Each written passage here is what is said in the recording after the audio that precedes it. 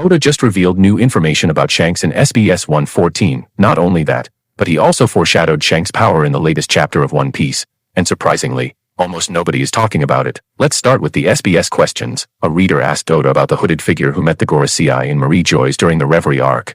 Many fans believed it was Shanks, but others thought it could be someone else. Oda finally confirmed the truth. The person who appeared there was actually Shamrock, not Shanks. Oda even said he accidentally forgot to tell the anime staff not to use Shanks' voice actor, which made fans believe the mysterious figure was Shanks. This means Shamrock was secretly introduced into the story around 7 to 8 years ago, long before we even knew who he really was. But the most interesting part is why he appeared. Shamrock came to Marie Joy's to talk with the Gorosei about a certain pirate, but who could that pirate be? At first glance, some people might think he was talking about Shanks himself, but that does not really make sense. The Gorosei already know a lot about Shanks, especially since Shamrock himself is connected to him. Another possibility could be Monkey D. Luffy or Marshall D. Teach, Blackbeard. Both of them are huge threats to the world government.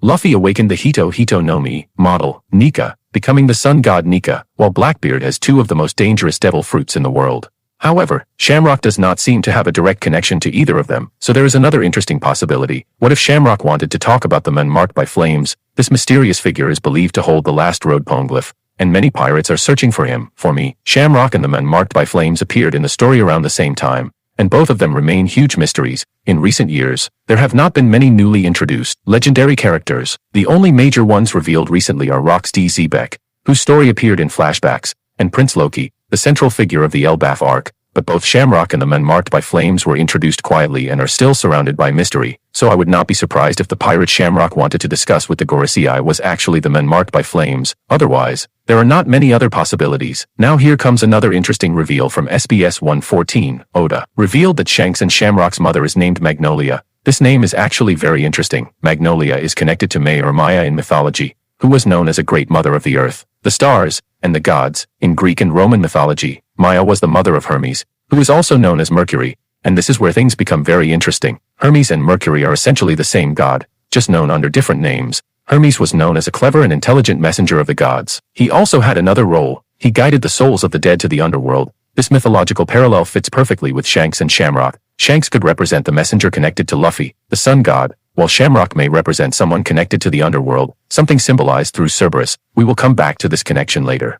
Now this next part connects many hidden hints in the story. According to a 1998 interview with Oda, he once said that Shanks will start appearing more frequently once One Piece enters its final saga, and now we are exactly in that moment. This is the final saga of One Piece. Oda has already started bringing Shanks into the story more often, which means his true role in the story is about to be revealed. But Oda did not only reveal things in the SBS, he also dropped very important information in the latest manga chapter. Oda revealed that the Ratatosk spirit was infused into the hammer Ragnar, meaning the spirit and the weapon became one. This concept is actually very common in Japanese folklore, where objects can gain a spirit and become alive. A similar idea appeared in Naruto, created by Masashi Kishimoto. In Naruto, the third Hokage's staff was actually the Monkey King Enma, a living being who could transform into a weapon. This is very similar to Loki's hammer Ragnar in One Piece. Throughout the story, Oda has shown many examples of objects having their own will. Some swords like Enma, Shusue, and Katetsu seem to have personalities. Devil fruits themselves seem to have a will of their own, as mentioned by Dr. Vegapunk.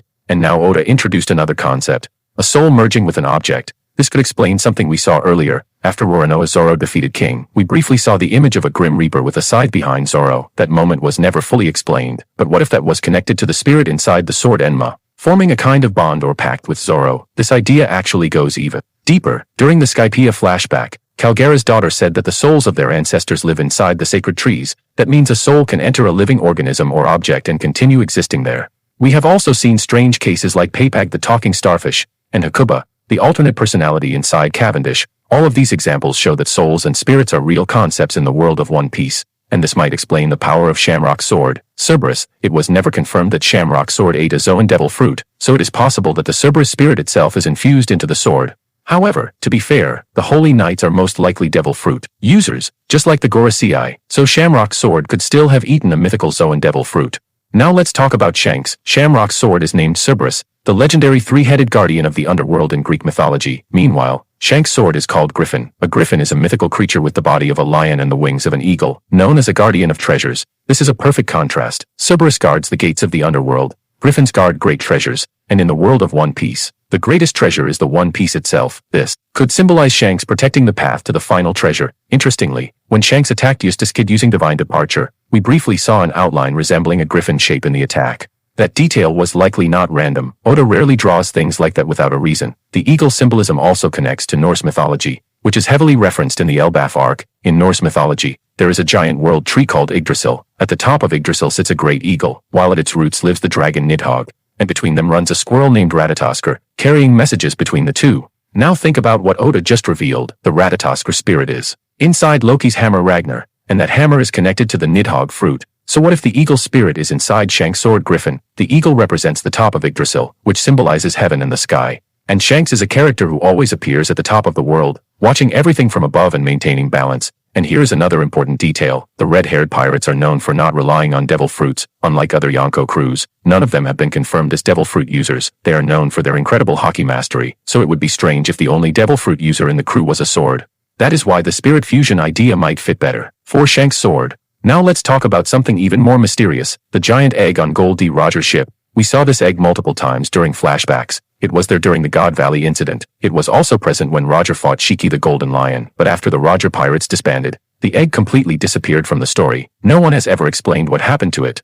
And Oda has kept it secret for over 20 years, so what if something hatched from that egg? What if it was actually a legendary griffin? And what if the Roger pirates entrusted the creature to Shanks? This would make perfect sense. Roger already gave Shanks the straw hat, showing his trust in him. Silver's Rayleigh and Scopper Gabon also seemed to respect Shanks deeply, so it would not be surprising if the Roger pirates left a powerful secret weapon in Shanks' care. Now here's where the theory becomes even bigger. What if the creature from the egg is connected to Uranus, one of the ancient weapons? We already know two of them. Poseidon is Shirahoshi, who can control the Sea King. Pluton is the ancient warship hidden in Wano, but Uranus remains a complete mystery. Since Uranus represents the sky, it would make sense if it were connected to a flying creature like a griffin. If Shanks really holds this power, it would explain many things. It could explain how he managed to stop Kaido from reaching Marineford. It could explain why Blackbeard attacked Shanks in the past. Think about it. When Blackbeard attacked Shanks, Shanks later said something important. He said he was not being careless. That means Blackbeard did not injure him by accident. Blackbeard did it intentionally, but at that time, Blackbeard was still a nobody hiding on Whitebeard's ship. So why would he risk attacking someone like Shanks? The answer might be simple.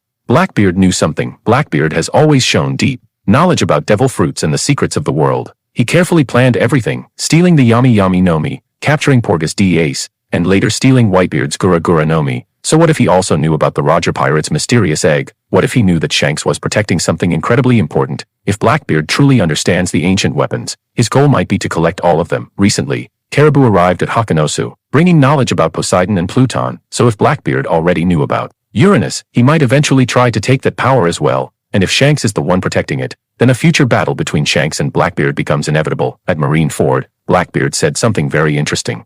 He said it was not yet time for him to fight Shanks. That line might be another hint. Blackbeard might be preparing for that battle in the future. And if he eventually gathers all three ancient weapons, along with his powerful devil fruits and crew, he could become one of the greatest villains ever written in anime. Now let's return to Shanks in the final war. Oda has been building this moment for decades. The main players are already clear. Monkey D. Luffy, Marshall D. Teach, Emu, Monkey D. Dragon, the Gorosei, the ancient weapons, but one character still remains the biggest mystery. Shanks. Shanks always appears when the balance of the world is about to collapse. He stopped Kaido from entering Marineford. He ended the Paramount War. He appeared in Wano at the perfect moment. And now he is moving against Blackbeard. So what if Griffin, Shanks' sword, has powers we have not seen yet? Poseidon controls the Sea Kings. Pluton is a massive warship. So what could be the true power of Uranus? Let me know your thoughts about this theory in the comments. And if you enjoyed this video, don't forget to like, comment, and subscribe for more One Piece theories. Thanks for watching.